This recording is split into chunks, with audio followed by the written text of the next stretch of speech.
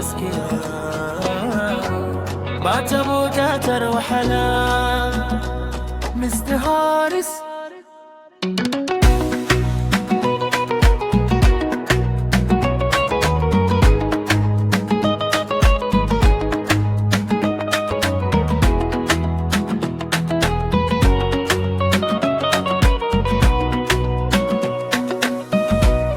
Da farko na ji kamar wasa ne, amma yanzu na gane gaskiya ne. Duk lokacin da nake tare da ke, ina jin wani farin ciki na daban. Kalamanki suna bani nutsuwa, halinki yana kara min tima. Ba wai kawai na soki ba, na yarda da ke da zuciyata. Ba sai ki yi alkawari ba, zuciyar ki ta riga ta nuna. Abinda nake nema a duniya na same shi a tare da ke.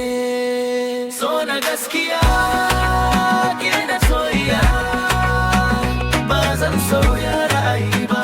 Ko duniya ta zo da kulubale, zan za a tare da ke.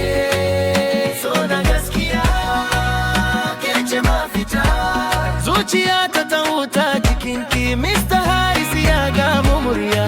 Ke ce farin cikin rayuwata.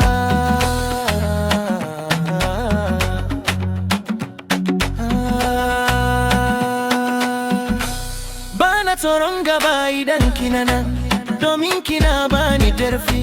Ko lokacin da kuma ya rikice, ke ce ke kawo min sauti.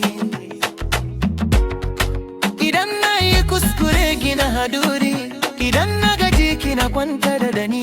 Wannan soyayya ta wuce magana, rayuwa ce da muke rabawa.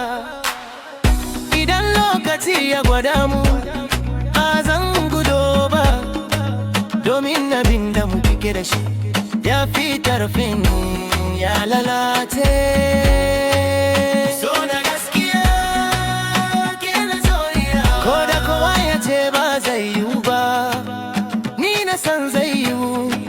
Domin soyayya idan ta zama gaskiya, ba ta faduwa da sauti.